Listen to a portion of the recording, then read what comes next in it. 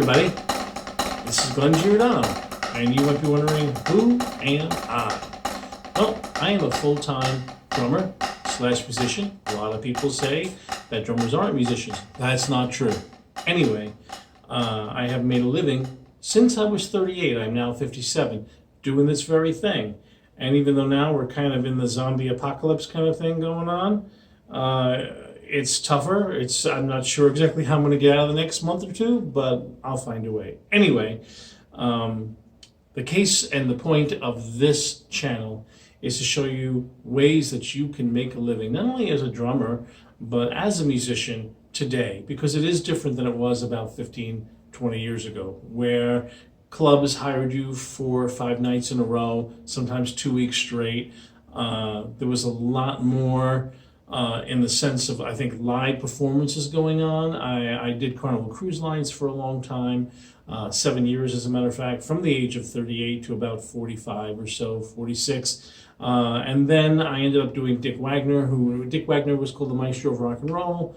Also, Mac Guitar Murphy was in there. A lot of other people, if you Google my name, it'll come up with different things. I think Mark Farner, I did a show with him. Anyway, long story short with that was gigs were very plentiful for a long time, and now, not so much. So how do we do it? The days of the band is gone. It's gone. And now guys pick up regional people for a couple of weeks, and then they move on to another region of the country as they're touring through, and they pick up another bunch of guys. So a lot of the national touring is not so much. There are bands that do it, and there are bands, whole bands that travel around the country, but they're on the road 320 days a year, some of them. Some a little less than that, but it's a rough life. And I'm 57, I'm being honest with you. That would be very hard on me right now. So how do we do it? Yes, I teach, and this is my little teaching studio that we're in here right now. One of them, anyway. I teach in a couple of schools. But I play for everyone. I play when the phone rings for everybody, no matter who it is, what style, whatever. Are there styles I do better than others? Yep, there are. Are there styles that I'm very strong at? Yes, there is. But that don't stop me anymore, and it can't stop you if you're going to make a living at this. Anyway, what I'm here to show you today is a little tip of the trade. If you're like me, I had to downsize. So I live in an apartment. I don't have a drum set in my apartment, but he which didn't have a drum stick in his house, by the way. Anyway, so how do I practice? I do practice when I get cancellations in my room. I practice them as I come in early, and I practice in my drum room. And that's especially for my foot coordination or working out stuff for a show, that kind of stuff. And sometimes I just see a guy doing something on YouTube that I think is really cool and I want to learn it, and I come in here and I work on it. However, when I'm home, sitting in front of the TV, I'm playing my pad, my Vader pad, all the time. And I have a set of warm-ups that help you keep a command of your hands. And I'm going to say this a couple of times. If you have a good command of your hands, you will have a good command of the kit. Because if you're going to work as a drummer today, you need to be ready to play right now. If somebody calls you, somebody didn't show up to a gig, you need to be able to go. And you need to have your hands kind of warmed up almost all the time. And what you want to do is have that signal between your brain and your hands, your body, as strong as can be. Now, honestly, I don't have a ton of time to work on crazy foot stuff. Now, I did for a long period of time when I was touring with Dick Wagner. I did have a lot of time, and in my youth, I had a lot of time. So I got some cool tricks on my feet. However, most of the gigs that I play now, 80% of them, I don't need to have crazy, nutty, syncopated rhythms on my feet. However, my hands always have to be ready to go. Always. So in order to have a good command of the kit, you must have a good command of your hands. And this is a warm-up that I got from Steve Gadd at a clinic. I think Steve Smith showed something like this. And many years ago, I studied with Joe Cusatis in New York City. You may have heard of him. He was the drummer's drummer. And guys would come in that little studio all the time. Everyone from Steve Gadd to Max Weinberg would come in and just check in with him on technique issues because he was the guy when it came to that kind of stuff. And these were some of the warm-ups that he talked about having. And what I'm about to do for you is we're going to start at 82 beats a minute, and we're going to pick it up to like 133 or something. What I'm about to do for you is a paradiddle, single paradiddle. Very simple, right? 1E and 2E and we're going to do right, left, right, left, left. Now I'm I'm left-handed, but I'm going to play this right-handed for you with a right-hand lead. And that's what I mean by right-handed. I do play left-handed traditional, which is my left hand playing the match grip method and my right hand playing the upside down or under fulcrum, the traditional grip, right? I do that. But for you guys, I'm going to do this with match grip, and I'm going to start with a right hand lead. So these are paradiddles, a single paradiddle, but they have a certain way that they go. You started out doing 1E and 2E and 3E and 4E and with the accent on 1. And we do that for 2 or 3 bars or 4 bars or however long you want to do it. And then we switch it over to the accent coming on the E, but start the diddle from there. In other words, watch, we got 1E and 2E and 3E and 4E and 1E and E and 3E and 4E and 1E and 2E and 3E and 4E and 1, right? So I started now from the E, and the E was my left and was right, two was left, that's where it was, right? And I keep going, and then after a few bars of that, I switch over to the and being the accent, keeping the paradiddle going, and then switch it over to the da being the accent and the paradiddle going. What's really cool is when you switch it to the da and you come back to 1, if you've done it right, your hands will switch. So now you're on a left hand lead and you can cycle all the way through on the left hand too. So what does this do? This gives you a strong signal between your brain and your hands to accomplish what you need to accomplish on the kit. Because when you're playing like I play, like other guys in the region play, all the time with all sorts of people, doing this in front of the TV while I'm binging on Netflix or something really keeps my hands ready to go.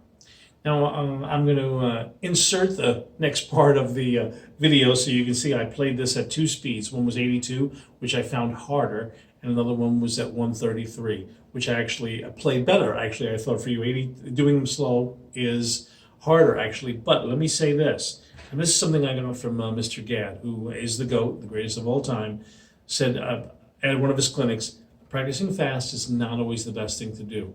Practicing slow is equally as good, because there are ideas and thoughts you will come up with in grooves that you heard in your practice as you were hearing yourself play. Even on the pad, you might start to envision yourself doing something on the tom-toms, and then those paradiddles begin to fit in even at slow speeds that you might not have previously thought of doing them in. But practicing them slow, you feel comfortable doing them at 80, at 60. And this is not just to say, well, yeah, I want to, do my rudiments or all the chances I can get, every chance. But no, so that you can facilitate what you're hearing. And that is why you want to have a command of the kit, because you want to facilitate what you're hearing in your head without having to necessarily practice it or work on it. You want it just to come out, to be smooth, to flow, right? As the way Gadd did it. He was so smooth, and the connection between Gadd's brain and his hands and his feet was so strong, and he was able to hear it and play it, even if it was very unique, like we all know 50 Ways to Leave Your Lover. And here's the real twist. I don't think you should think about the paradiddle at all. It should be like getting a glass of water. You should just think of the sound you want or the rhythm you want, and your hands put the appropriate doubles and singles to make it happen, because they know. Why? Because you have given them the tools to figure this out. Now, I'm kind of anamorphizing my hands a little bit, right? I'm giving them the possibility of actually thinking, but I know it's my brain. But the idea is that, yeah, I'm hearing something, and whatever's going on between my brain and my hands, it's working it out. It's working out because I have spent the time putting information, putting stuff into them. And that's what this warm-up is for. And I'm going to show a couple of them, but I'm trying to keep these videos fairly short. Anyway, watch this to the end. Subscribe to my channel. There's going to be a whole bunch of videos, even little behind-the-scene rehearsal clips, all sorts of stuff about what is it like to be a full-time drummer. Hopefully, you'll see in 2 or 3 weeks what it's like to be a full-time drummer when there isn't a zombie apocalypse coming. All right? See you soon. Okay, that's my metronome going at about 82 beats a minute to show you that doing it slow is kind of cool. I'm also going to, because I'm at a drum set, I'm going to pump my hi-hat on the quarter notes. All right, and let's see if we can get through this. I might do 2 to 4 bars a piece on each one. I don't know if I'll cycle all the way through when my hands switch, but you'll see my hands switch. All right, just for the sake of time. Here we go. I'm starting with my right hand for you right-handers out there. Here we go. 1, 2, ready, go.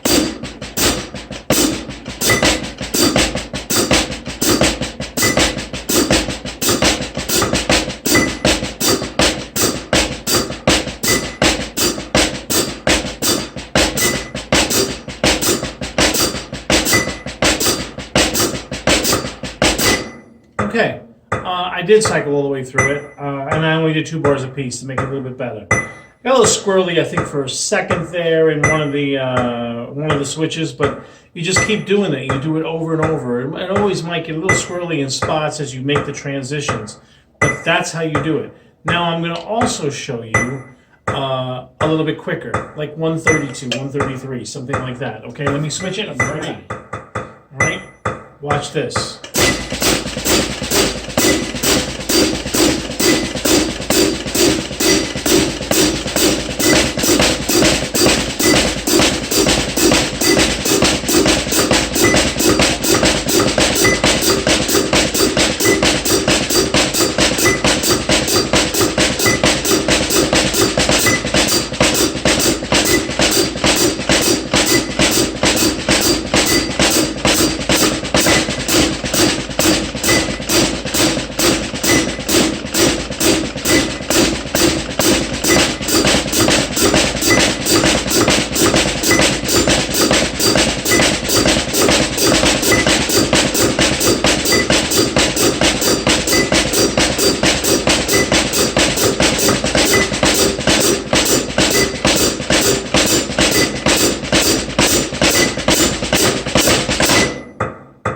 Right, and you can see I actually did it better faster. I think because I normally play them faster, and playing them slow is tricky. That's what I mean. Playing them slow is just as good, if not better sometimes, than playing them fast.